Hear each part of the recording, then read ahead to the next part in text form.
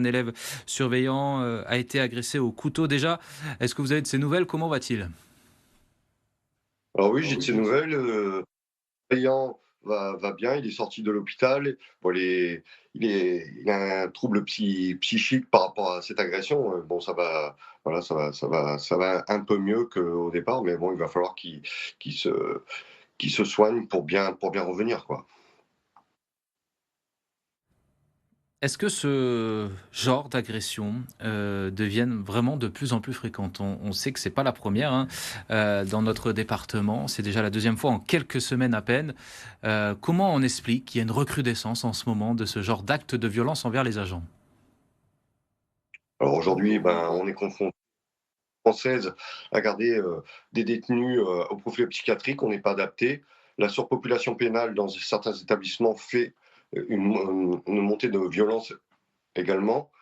Et manque de moyens personnels pour pouvoir, gérer toute cette population pénale. Les hôpitaux psychiatriques sont pleins. On a des structures qui sont aménagées, on n'a pas le personnel médical pour pouvoir recevoir ces détenus. Aujourd'hui, bah, ce qu'on demande chez FO Justice, en plus, des pistolets à impulsion électrique, en plus, des caméras piétons, c'est également avoir, un un consensus pour pouvoir, faire des structures aménagées pour recevoir ce type de frange de population pénale.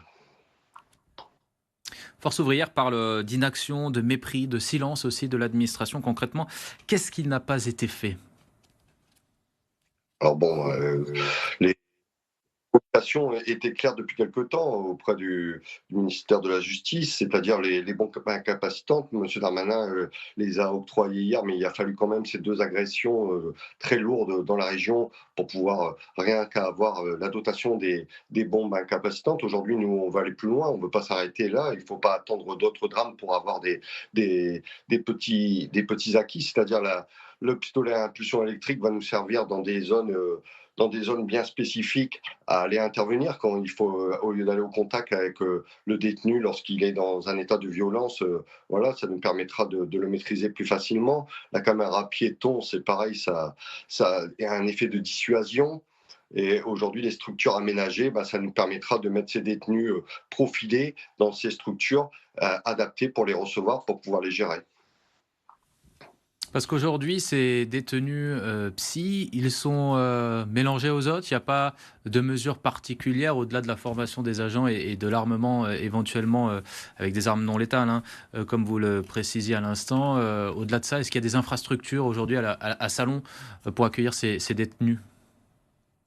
Non, du tout, l'ensemble de la population pénale, on est obligé de mélanger tout le monde, des détenus au profil psychiatrique, il y en a de plus en plus dans les prisons françaises et on ne peut pas se permettre de les mettre, dans des zones particulières. Il y en a de plus en plus, il faut déjà essayer de le de comment de s'occuper de l'ensemble de la population pénale. Donc voilà, eux, ils sont mélangés dedans, donc voilà, le travail du surveillant devient de plus en plus compliqué. Quels sont les freins, à l'équipement des agents avec, le matériel que vous venez de décrire, les bombes lacrymogènes, les tasers ou les pistolets à impulsion électrique, les petites caméras également qu'on pourrait installer sur le plastron des agents? Quels sont les freins, à l'installation de ces équipements? Je pense qu'aujourd'hui, c'est clair, hein, je vais dire, c'est politique. Aujourd'hui, c'est le budget, hein. Je pense qu'aujourd'hui, on est sur une histoire de budget. Je pense que s'il y aura du budget au sein de l'administration, peut-être, ça irait plus vite, c'est tout.